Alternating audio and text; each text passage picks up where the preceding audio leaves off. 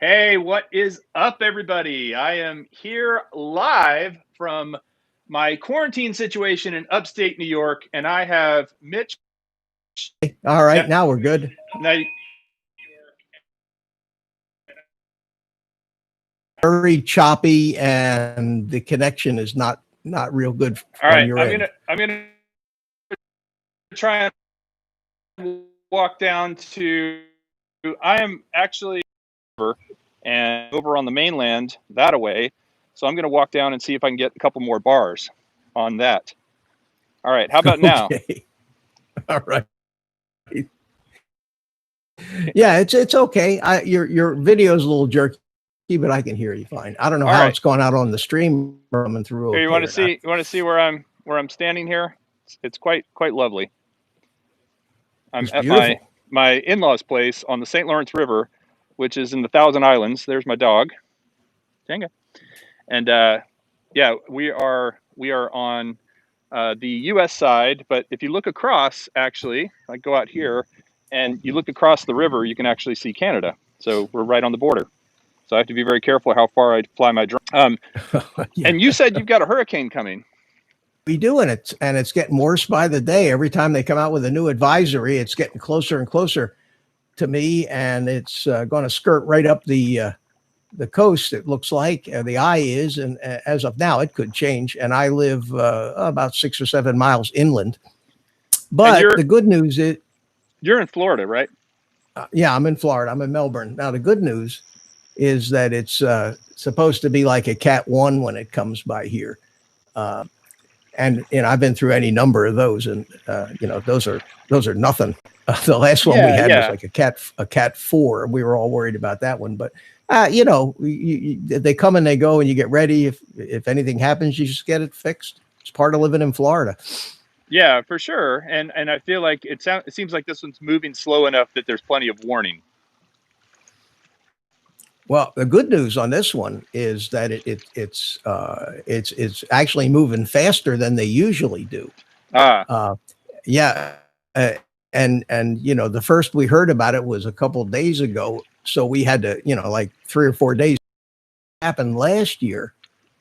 It slowed down so much it took like 9 or 10 days to get here, so it and just every dumped rain, right? no, but every day that it was on the way here, they kept showing the path moving a little this way, a little that way. So one minute, one day it was like going to be a direct hit, and everybody goes, oh, and the next day the path wobbles a little and it looks like it's going to miss us by 50 miles. Everybody goes, yay. And then the next day it comes back to you. And Wow. it's an emotional roller coaster with a storm that big, because you've seen what they can do. Oh Cat yeah, 5 yeah. or Cat 4 that comes ashore. I mean, Well, you live in we've had them in Galveston and on the Texas coast, and certainly, it's not pretty, especially a Cat 5, Cat 4. Those things have some punch. So are you originally from Florida? No, Kelly, I'm a Philadelphia boy. Okay, okay. So you must know Billy Kyle then. He's in Philly as well. Or was. You Well, know what? believe it or not, I did meet. No, I met Billy. They all came down. In fact, that's part of the story of how I got started in YouTube. Was Bill the drone reviewer Yep. was somebody that I followed because I hadn't a couple of years ago I hadn't bought a drone as yet, and I was trying to figure out what drone to buy. So I was just devouring YouTube videos and Yeah, sure. all the usual suspects, and trying to figure out which one to get. And so I'm watching Bill's channel one night, and they had put together Ken Dono put together a little fly-in Oh, in nice. Tampa at the tower at Sulphur Springs, and Billy Kyle was coming down there as well. So it's about a 2-hour drive for me. My daughter lives in Tampa, and I figured, well, good excuse to, fly meet some new guys and visit, stay overnight at my daughter's house. So I visit with the family. So I went over there, and about 10 people showed up for this thing, but I did get to meet Billy and Cool. Ken and Bill the drone reviewer, and that's where I kind of got the idea that maybe I might enjoy doing this YouTube thing. Yeah, and for everyone Here I who am. doesn't know, I kind of discovered, I'd seen you in your channel, but I just started watching your tune-ins, and I mean, you put out some great content that's really helpful for people who are getting into flying, right?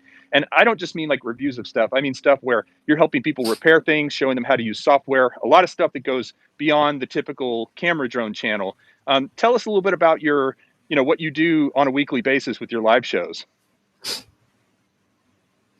Well, I've got two live streams. In fact, I think most of the guys I see here in the chat are all guys that regularly come to my stream. So how you doing, guys? Hey, everybody. I recognize I can't. I'm not a touch typist, so I can't, like some of these guys, sit and type and talk in the chat and multitask. Right. And talk it's like here playing guitar time, and singing at the same time. It's not easy. Yeah. But no, I do. I started out in YouTube and started building a few subscribers, and played the game, going on to all the channels, introducing myself to everybody in the chats, and started to build some subscribers. And then that YouTube changed the rules where you needed 4,000 hours of watch time a year, right, in order to actually get, and 1,000 subscribers to get anywhere. I said, well, that's the end of this. I'll never make that. And I chugged along for a little while, and finally decided that the only way you could actually build any significant watch time was to do live streams. Yep. So I decided I'd start. Yep. Decided I'd start a live stream, and I started like a drone community thing on Thursday night at 6:00. John Cuppy says Mitch is the old man Bardwell. That's pretty good. I don't even prefer. Bardwell's the old man Bardwell. Mitch must be the really old man Bardwell. Joshua is I don't know him. I've never met him. I've emailed once or twice about a little situation I was having, and I don't know if he helped me or I found the answer and sent it back to him. But he was incredible that he actually, with as many subs as he has and the following that he has, actually gets you send him an email and say, Joshua, can you help me have this problem? And I think within 30 minutes he was emailing me back that he thought would be the solution. And I admire the guy, and I learned a tremendous amount of what I know, especially about beta flight from him. And you got to learn somewhere. You're not born with this, and it changes so frequently. Yeah. So I enjoy his channel, and I have to give him credit. I have to give him credit for a lot of the stuff that I have learned. I've learned from him, and I don't ever aspire to go to that level of diving into this technology like he has. Well, he typically has. He typically has 600, 700, 800 people on his streams. Stuff you're doing, allowing people to hop into your live chats and being able to come up and give you questions and problems they're having. Like the other night, you helped me out tremendously, realizing that putting clean flight on that Walkera drone I had just wasn't worth it. Without replacing I just need to replace the flight controller, which is what I'm going to do. But I ended up ordering that. What was it? What was the name of it? The kit, the FPV kit. The Tyro. That's it. Yep, I got the Tyro, and I actually ordered it. I'm up here for another 2 weeks, but by the time it gets over from Bangkok in China or wherever it's coming from, it's gonna be another 2 weeks before it arrives. But I'm super excited to go back and build that thing. It's gonna be. I've done one drone build before with my buddy, and this was 3 or 4 years ago. And I think things have changed a lot since then, as far as what's available and how plug and play things are versus how they were back then. But I'm really excited to do it from the ground up and kind of make some mistakes and learn about it. So that's exciting. Good to see. I see BMAX aerial visuals. I see Dennis Lovelady. I see Mr. Georgia Boy 706. Rick Halber, Chris Hope. You guys, thank you so much for tuning in. I think for everyone who doesn't know, again, I was just going to say yours because this is the best cell reception on this place. And so, My wife is walking by right there. There she is. Hey. And I have the guest. If you don't already know him, this is Old Guy and a drone or with a drone. I think it's and a drone, right? Because I typed and a drone. Old Guy and and a a drone. drone. You know where I got that? I got that name from the Moving Guys, Two Guys and a Truck. I thought, and I said, well, that's pretty cool. Two guys in a truck. I can be the old guy and a drone. So that's where I came up with that. Well, name. so tell us. I know not everyone in the chat knows necessarily about your background in aviation. Now, you have been to many competitions, built many fixed wings. I mean, you have a lot of engineering and electronics background, right? Not formal, but I do. Yes. I mean, I'm not an engineer by trade. I was in the computer business for 20 plus years. So I do have a technical background, especially in electronics. But the RC flying and full scale aviation has always been a passion and my hobby my whole life. I started flying full scale in 1969. Wow. And that's the year I was born. By 1971, I was already a flight instructor up in Northern Virginia, and I had a private commercial, multi-engine instrument instructor, flight instructor, had all the ratings. Nice. And I was aspiring to be an airline pilot. And I don't know if you remember the economy back at that time, but it was terrible, and the airlines were not hiring. And when they were hiring these young kids out of the Vietnam War that had 20,000 hours of heavy turbine experience and fighter pilots, and I didn't have any of that. I was all civil, so I didn't stand a chance, and so I gave up on an aviation career and just started doing other things. And it's expensive to get. When I was thinking, pardon me. Oh, sorry. I was waving to somebody that was going by. No, I was saying that it's expensive to get the number of hours you need, right? I mean, you have to have a certain number of hours, and the cost to do that is, being in the military is actually a great way to get those hours. Well, I was fortunate enough that I used my GI Bill. Back in those days, when I got out of the Army, I used my GI Bill for my flight education, and then I started building flight hours by teaching as a flight instructor. So you can build that very dangerous occupation, being a flight instructor. Yeah, you think being a hey Jenga, you think being a driving instructor is rough? Being a flight instructor, that would be. So what got you into, you talked about wanting to buy a camera drone. When did you first start doing FPV and that sort of thing? Oh, okay. Well, FPV, I started less than a year and a half, about in March of last year. So it's been a year and 3 or 4 months. Now, interestingly enough, like I said, I've been in the RC hobby since the 60s. So flying model airplanes has always been a passion, and I flew everything. I flew helicopters and turbine jets and gliders and the whole gamut of it. So I having a set of sticks in my hands was major part of my life for a long time. And are you a pincher or a thumber? Oh, I'm a pincher. There was no such thing as thumbers back in the day. Thumbers came from video games. Nobody flew like everybody flew like this. But then I retired. I had a lot of ups and downs in life and marriage and like everybody else, and finally and getting older, and so I just decided that that's it. I'm just going to coast. And I retired, and I hadn't been really active in RC for a few years. But when I was back, the last time I was really active, we started, and this was 12, 13 years ago, we started doing FPV. We started putting cameras and transmitters into our airplanes. There were no flight controllers. There was nothing automated. It was just a basic, and we didn't even have goggles. We took TV sets out to the field and set them on the table, and we watched on the TV screen while we tried to fly our airplanes, and we had a camera and a transmitter, a little camera and a transmitter in the airplane.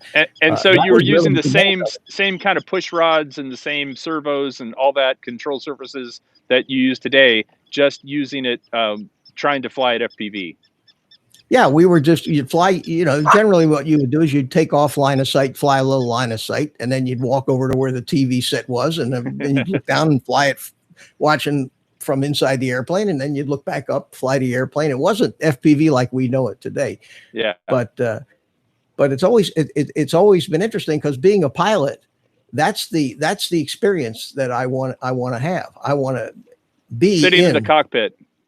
In the cockpit. Yep. Without having to actually be in the cockpit.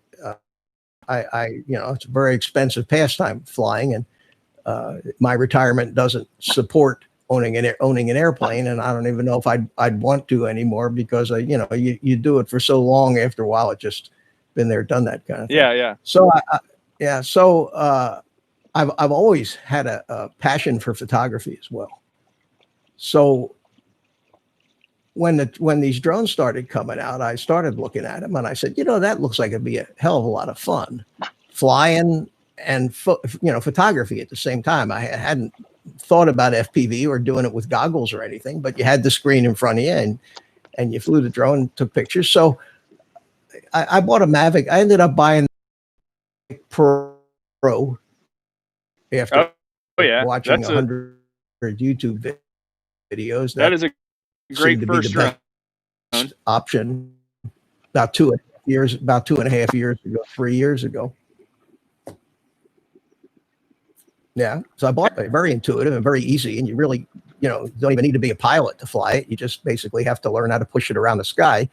And then I said, well, maybe I can make some money with this. So I went and got my 107, and like a lot of aspiring drone guys who thought they were going to make a lot of money, I started talking to people and finding out that it's tough. It's a tough road to hoe, especially for somebody that's older and doesn't want to work 15 hours a day pounding the pavement, knocking on realtor's door. And every realtor I talk to, why should I pay you? My grandson's got one of those things. Yeah, he can do it well, he can't do it legally. They look at you like do I care?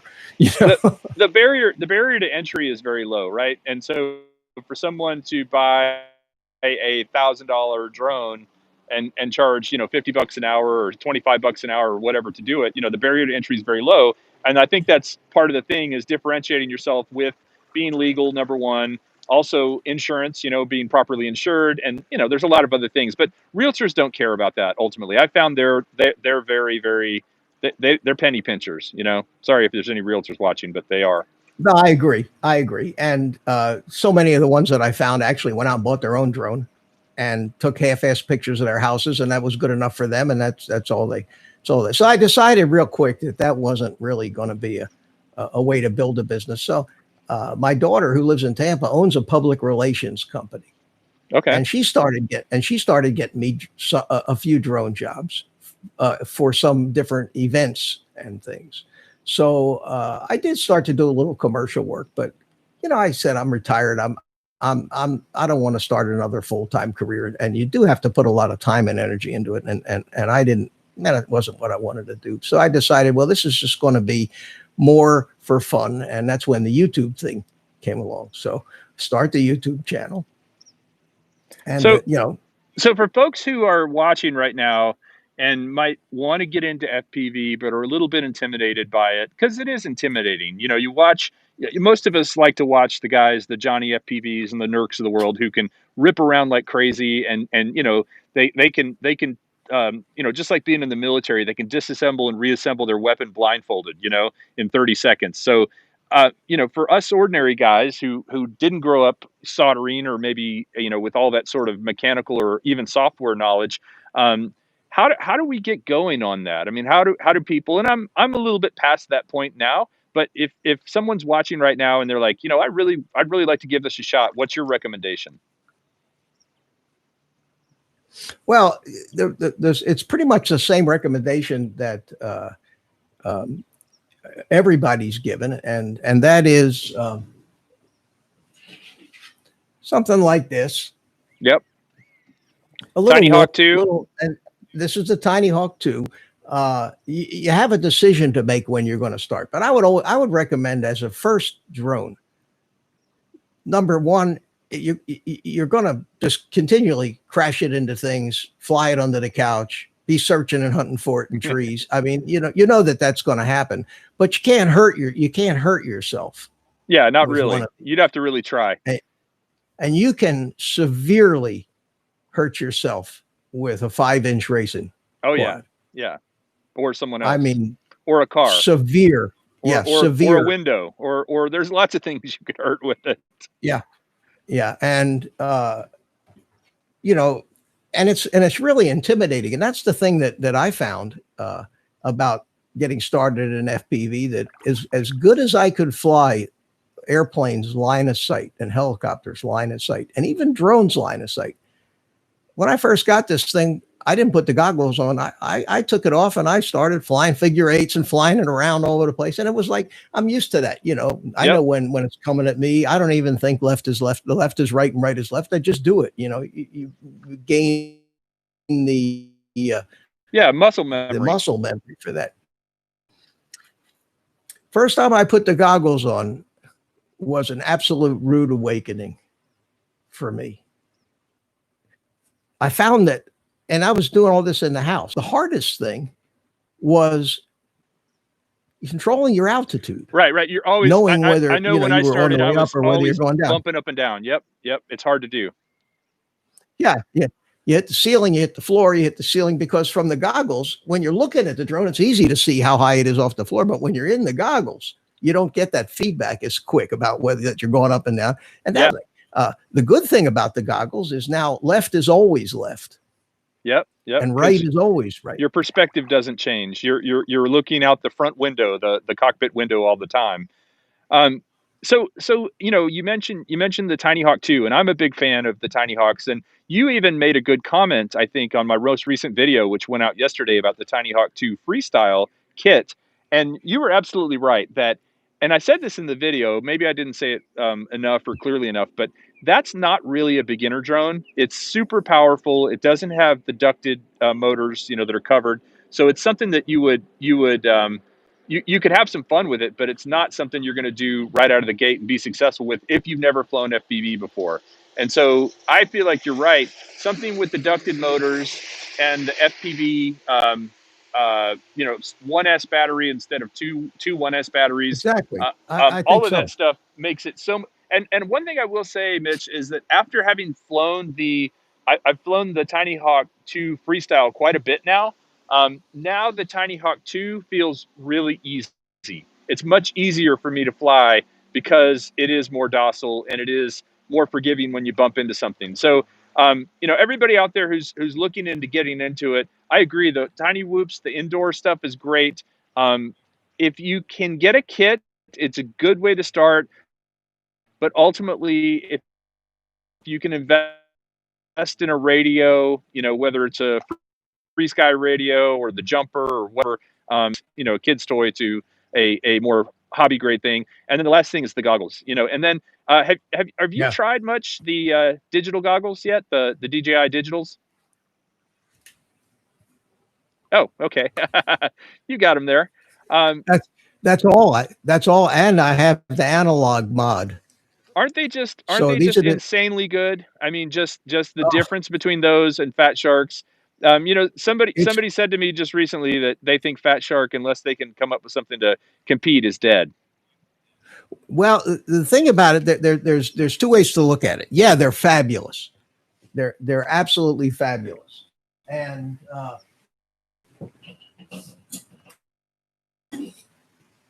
for a drone like this, for example, this is if the guys wonder why I look so funny, is my regular camera wouldn't connect to this thing with Kelly. So it was asking for this stupid phone, and I got my cell phone sitting in front of me on a tripod, and that's where the camera came from. So, hey, I'm holding my cell phone. I'm holding my cell phone in my hand on a boat dock, so we're kind of equal here. That's sort of and for everyone who doesn't know, this is software that I'm using that is basically allows you to live stream from anywhere like this, to bring a guest in. So that was the nice thing, because I didn't have to get out a computer. We were just able to do this. But back to your drone with digital. Yeah, this is a Marmot. An Armiton Marmot. It's a 5-inch, and John Coopy is probably just jumping up and down because he just built one of these things, and I don't know if he's flown it yet or not. But it's going to be his first DJI FPV experience, and I can't wait John to hear. Coopy just commented in the comments that that Fat Shark is not dead, and I agree. They just need to. I feel like the digital thing is going to become the norm, much like HD TV and 4K is now becoming the norm for cameras and digital. It's going to take a little while, but analog's going to be a thing of the past in the next 3 or 4 years, I'll bet. Well, the only problem is this. See, these are analog. It's going to be quite a while before they're going to be. You'll find the digital technology in these tiny. Maybe in 3 or 4 years.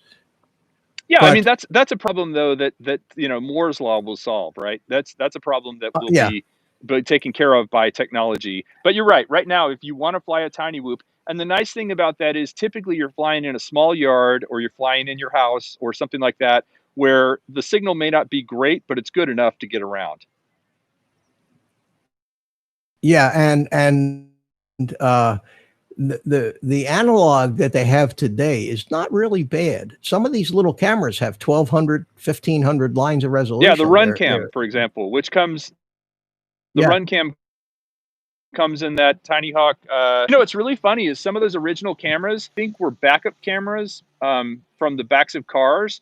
And part of the way you know that is there was a setting in them where you could see the backup lines. You know how when you back up in a car, it shows you the lines if you're turning your wheel where it goes. Yeah.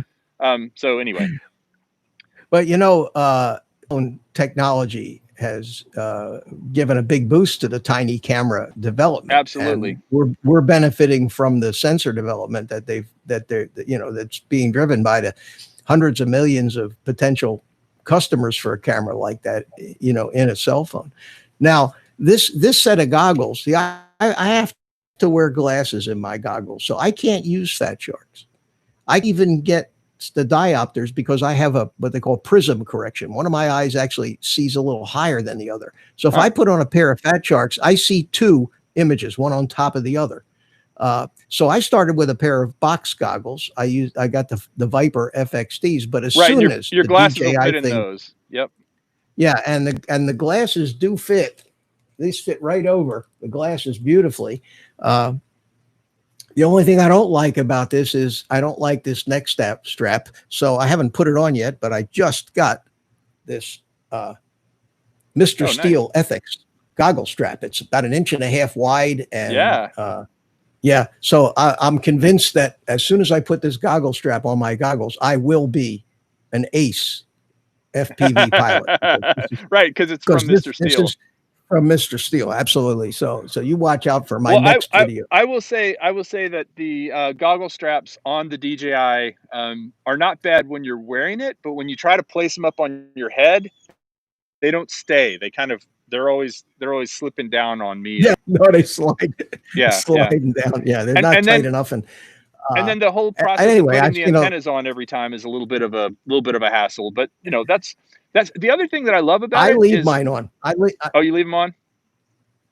I leave them on, and I've got a case. I've got a case, and it sits down in the case with the antennas on, because that is a pain in the ass taking them on and off every time. The other nice thing though that I'm really impressed by, at least the kit that I got came with a XT60 an XT60 connector that you can plug into any 3S or 4S battery and run the goggles off of that. Absolutely. Which is so nice, because I have a bunch of those laying around, and it's nice to have. The cable's long enough I can put it in my pocket instead of having it up here on the side, and so I've got the battery in my pocket with the cable running up to the goggles, and it just feels a lot less weighty on my head.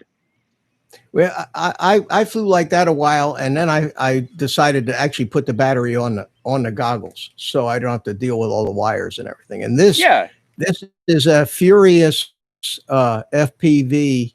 It has 2 lithium-ion cells in it. Okay. You can pull those out and recharge it in the case. Well, you recharge them. There's a little adapter it comes with, and you can recharge it right through the balance port. But I put the TBS Fusion analog module. And I've heard that's pretty easy to put on. It's not hard to do if you don't want to solder it.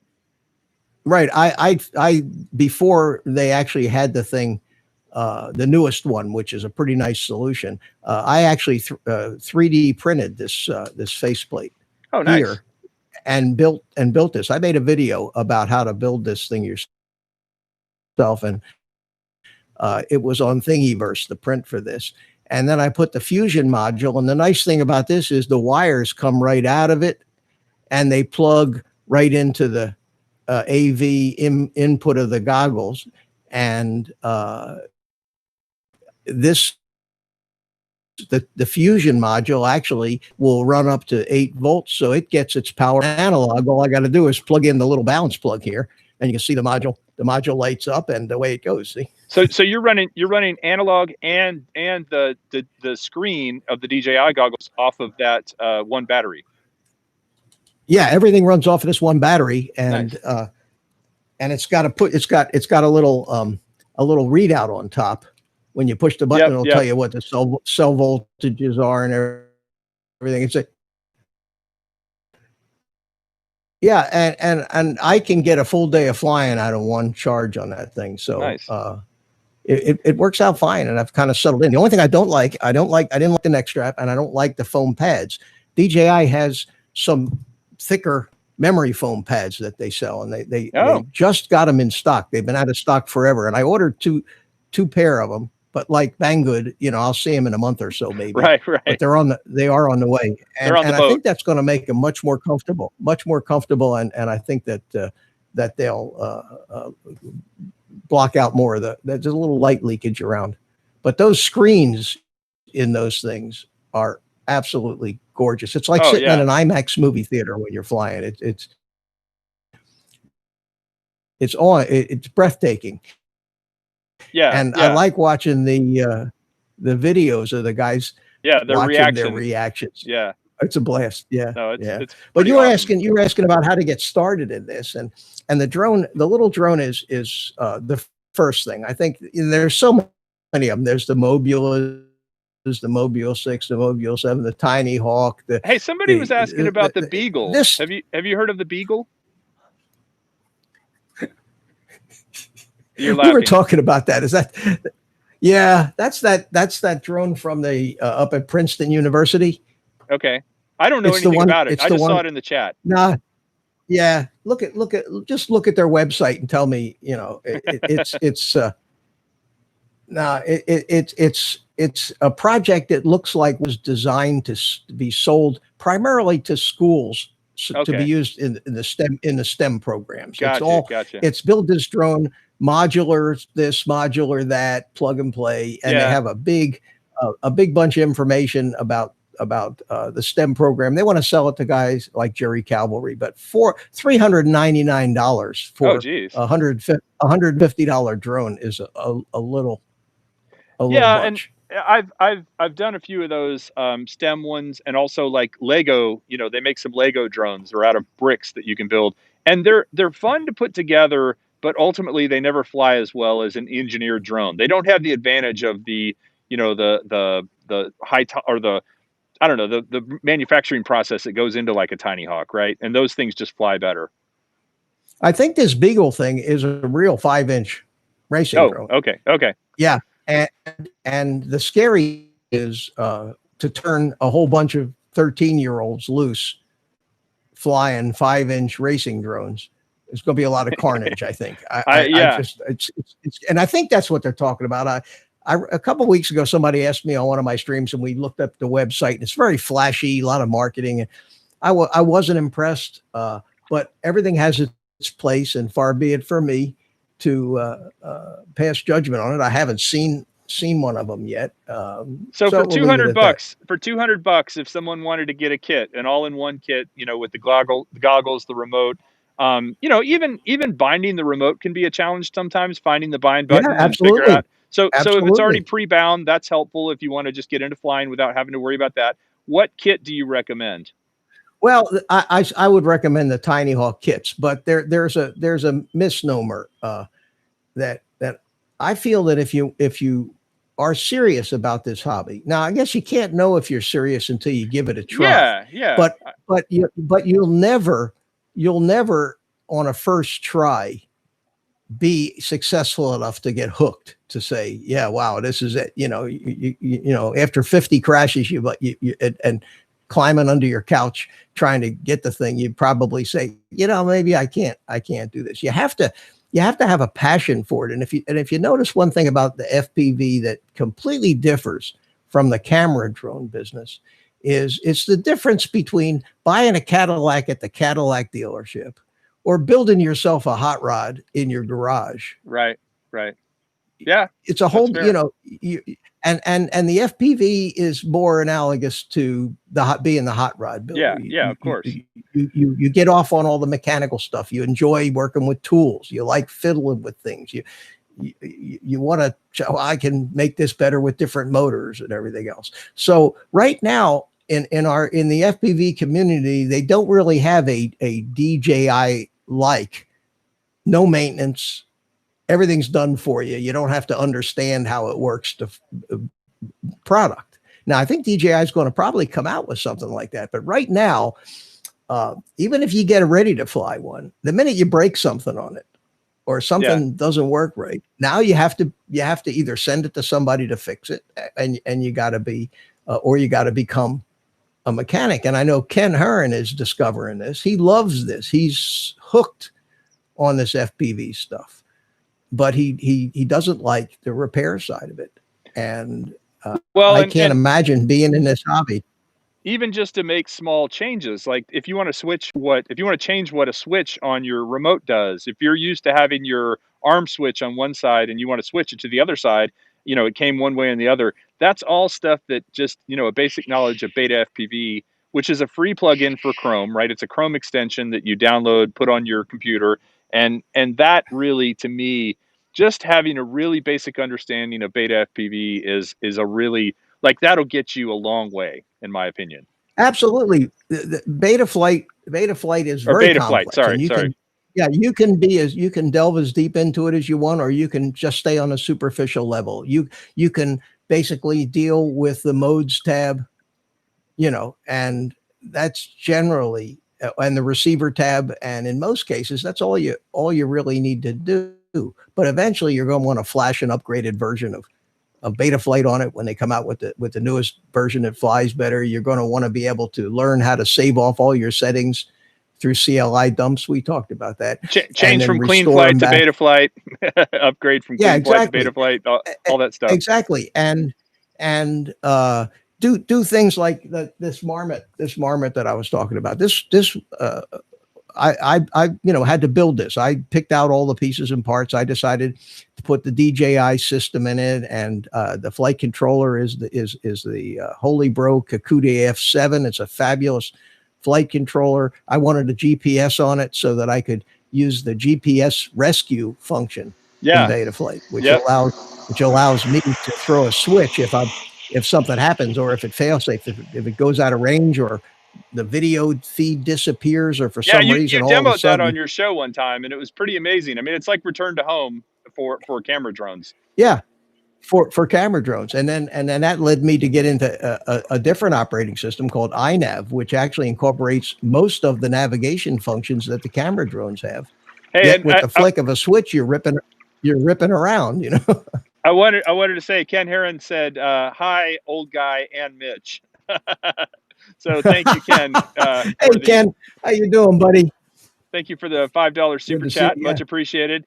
Yeah, man, it is, as you said, and Ken's experienced this, and I think a lot of folks in this chat right now have experienced this. When you put on the goggles, and it is like anything else. There is a little bit of a learning curve. I mean, there's a fairly steep learning curve, honestly. But once you start to get it, that's when it gets to be fun. I remember the first time I started snowboarding, I was like 19 years old. I had never skied before in my life. Well, I'd skied one time before in my life, but really wasn't a very good skier. Went snowboarding, and day one, I got the crap beat out of me. Day two, I got the crap beat out of me. And day three, I started to link my turns and was starting to understand it and started to have fun. And from then on, it was a great time. It was like, okay, I've got the basics down. I can get around without killing myself. And it's the same thing with FPV. Once you can get into acro mode, I I really only recently, and I started putting videos about this because I've been flying so many battery packs through my GEP RC rocket with the DJI system. I only recently got to where I much prefer acro Oh, no to doubt. and it's weird because when you fly and stabilized and you hear people say that, you're like, well, what's not to like about angle mode or horizon mode? But once you realize it fights you, you know, I didn't understand what people meant, and now I do. Now it's like when I take off, even I used to only take off and land in angle mode, but now it's easier for me to take off. Like when I've taken off in angle mode, it's been more disastrous than when I've taken off in acro. Because with acro, I know where I'm pointing it that way, and it's going to go that way. You know, it's not going to fight me. Oh yeah, acro mode, and it's the difference between flying and driving. Stabilized mode is similar to how a camera drone operates. Yeah. Except you have to be a little touch on throttle. But when you let go of the sticks, it levels out. Acro mode stays where you put it. You have to establish the bank and then roll it level.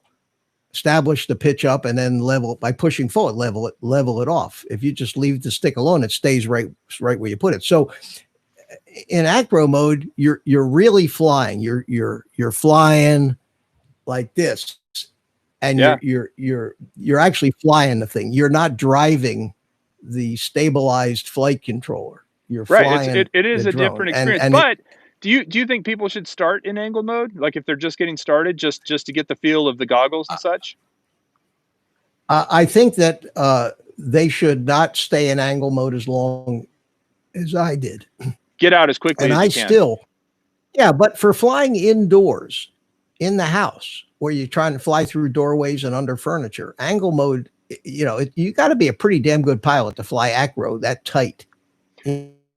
And even the drone racers, these guys that race these whoops around, a lot of them in angle mode. Yeah, and they say that those little indoor races. It's but also when you're out, yeah. If you bump into something in angle mode, it will correct itself. Versus if you bump into something in acro mode, you're pretty much screwed. Acro mode is more of an outdoor kind of thing, I think. Yeah, it's definitely more for flying outdoors. But I think so. It's also, you know, I think there's 2 or 3 steps. A, there's kind of getting everything set up and getting it working and getting used to the controls. B, the whole notion of what it feels like to be in the goggles and to fly from that perspective, which you can do in angle mode. And then C, kind of taking it to the point where you're getting used to flying it versus driving it, like you said. I like that analogy. And you know, we never really talked about it, but we left off with what should you buy if you're just starting out, and there was a couple of opinions that I have, and you know, again, anything I say is my opinion, which might be not somebody else's. It may be wrong too. You know, look, you and I are both relatively new. Yeah, at true. this FPV stuff, and you learn what you learn, and what did an old friend of mine used to say? It's what you learn after you think you know it all that does you the most good. Yeah, and that's kind of true in the FPV. Just when you think you know it all, you find out you don't know anything if you're honest with yourself. And there's so much to it. If a guy's coming from this seems to be the general trend these days. The old guys are discovering FPV. Up until it's been a young kids thing, and you see it on the channel, you see more tattoos and piercings and funny colored hair and stuff. And you know, these are the skateboarding generation, video game generation. These are the hot rod young FPV kids, and this is natural for them, and they're young and they learn it. Us older guys are discovering this now, and I know a lot of the people I know in the drone community who may not be are getting in. I enjoy flying camera drones, okay, but I love flying FPV drones. And if I got my Mavic 2 sitting over here and my Marmot sitting over there, and I wake up and I say, okay, what am I going to fly today? What do you think the answer is going to be? Yeah. 9 times out of 10, I'm going for the FPV. Yeah, it really kind of depends on what you're doing too. I had the fortune to fly both today. I was able to go to an area it's a school right near here, and I was able to fly my own. I flew through 5 batteries, and then this afternoon my kids were riding around on a jet ski, and I followed them with my Mavic Air 2, and got some really awesome shots of them, and that's fun. That's kind of actually challenging to follow a jet ski with a Mavic, especially the way my son drives. But it's easier. You find it's easier to follow them with an FPV drone. Yeah, because I fly behind model airplanes out there at the field and find it's not very hard to keep up with them at all. I'll tell you, here's my thing for I'm here for 2 more weeks, and I'm surrounded by water, right? So you look everywhere, there's water. I want to fly my FPV drone over the water, and I don't feel like I'm good enough yet. I still make stupid mistakes. So I'm going to keep going over to the school. It's not very far away. Nobody's there. The school's not even going to open this fall. So nobody's there. I can fly in that field all day long. I actually lost my drone, lost my rocket today, and found it with the beeper. I was able to turn the beeper on and go into the woods and find it. But I'm going to go do that until I feel like I can, 10 out of 10 times I can fly around and come back and land without an incident, which right now I'd say it's about 6 out of 10 times. And then I'm going to fly it around this water, and maybe do some chasing of boats and stuff like that with the FPV drone. But that's my barrier. I was impressed with your flying in the last few videos of yours. It's jungle gym things. Yeah. Did you watch the where I crashed, like the montage of crashing? Oh yeah, that was. Yeah, in fact, I took inspiration from that, Kelly. And in my last video of flying around in the playground, I had 3 crashes, and I started the video with a montage of 3 short crashes before my splash, my logo came up, and I credited on my live stream. We were talking about it, and I credited you, and also Paulie Drone Bum. Oh yeah, did the same thing. Nice. And he's flying FPV, and Chris Hope has bought a Tyro 119, and all of these guys, Rick Halber, all these guys are camera drone guys are watching us do this and saying these guys are having too much fun. Now, do you buy, this is the big question, do you buy the all-in-one kit and get the goggles and the radio that you'll never use again as a test to see if you think you like it? Okay. In other words, do you buy the sample kit first to see if you want to spend more money, or do you go out and spend $130 and get the new Radio Master, and that radio will carry you through your professional. There's so many considerations. How good are your eyes? Do you need glasses or not? Do you have to have box goggles? Do you want digital? Do you want a high dollar analog? What modules do you want to buy? You want rapid fire? You want fusion? There are a ton of decisions to make, and somebody just starting out, if their attitude is, I'm going to, and I know Ken is watching, but I'll use him as an example. If they have the Ken Heron attitude, and that is, nothing's going to keep me from doing this. I may destroy 400 drones. I may crash but I'm going to do it, and I'm going to get it right. Then get the good equipment. If you're the kind of person that said, I don't know if I'm going to like it or not, I wouldn't mind giving it a try, then buy the cheap goggles, buy the cheap radio. See if you enjoy it. See if you think it, and if it does nothing for you, sell it. You could also give it to somebody. You could gift it to somebody, right? I mean, that's the nice thing. Absolutely. There are so many people in this chat right now. And by the way, Timothy Thompson, thanks for the super chat, much appreciated. And safe travels, Mr. Heron. I don't know where you're headed road trip wise, but maybe you're going somewhere fun. But have fun. And also John Bedsoul says, fly a simulator. That's actually a great point. That was a little bit of this. Yes.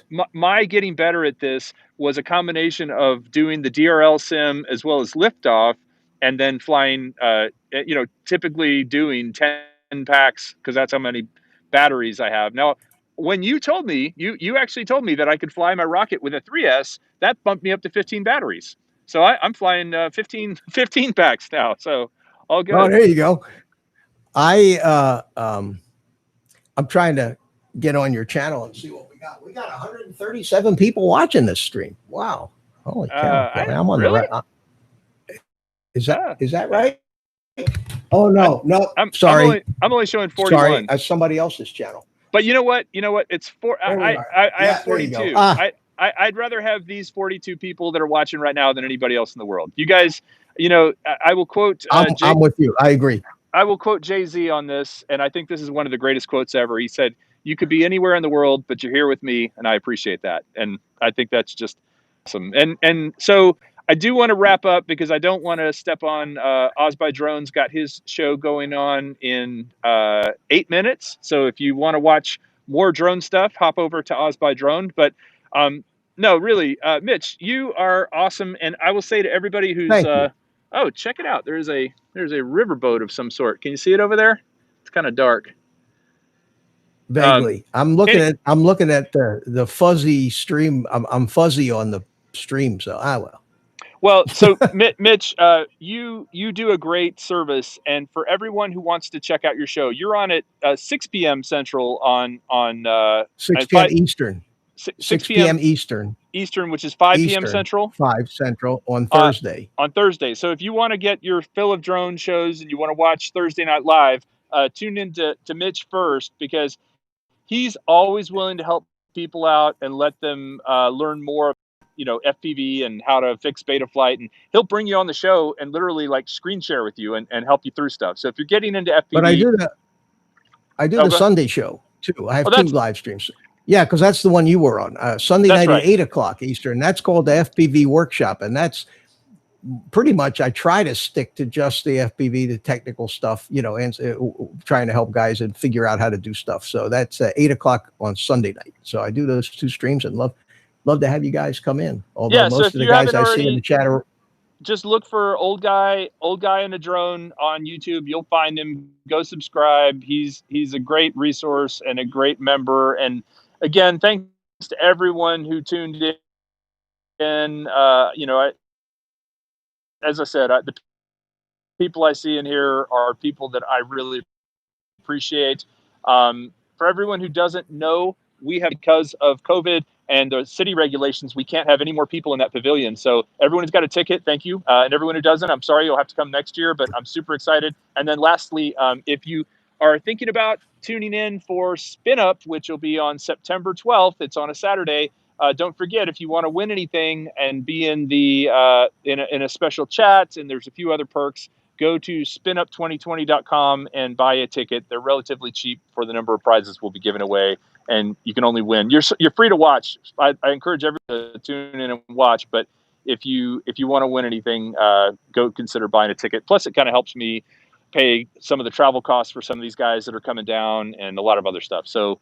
But you guys are super supportive. I can't say. And by the way, for everyone who thinks this is not my place, this is my wife's parents' place. So I wish it was my place. Maybe it will be someday. But for right now, I'm in a beautiful spot, quarantining with my family until school starts. Good for you. Good for you.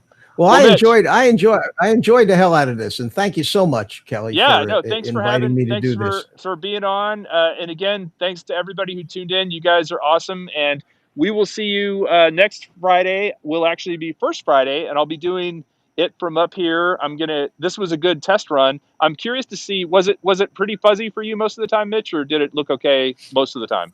Well, it looks okay. I actually didn't have the stream open, the window. I was just watching you on this, but I opened it up and I'm a little fuzzy in what's being retransmitted. That's okay. This is not supposed to be professional show business. This is a cell phone kind of a deal. Yeah. Well, I'm hoping next week to get my internet sorted out in such a way that I can have First Friday. But it's going to be a lot of fun, and I will do some more giveaways on First Friday. I'm also announcing a new contest that I'm going to have that I'm super excited about, which you'll hear about if you tune in next week. So thank you again, Mitch. It's getting dark and I'm getting bit by mosquitoes, but check out that sunset over there.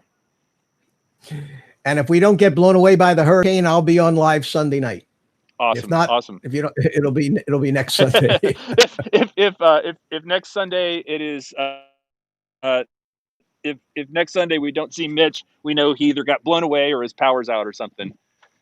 Or I had to go out of town here, evacuate or something like that. Oh, But at any rate, just do a show from the road. Yeah, there you go. All right, Mitch. All Well, right, thank Kelly. you so much for being on. They've been over at the neighbors. How was it? It was great. And you'll notice my wife's shirt, if you can see it in the dark, is a spin up shirt. So again, we're all getting excited for spin up. Hope to see you guys there. Thanks again for tuning in, and we will see you next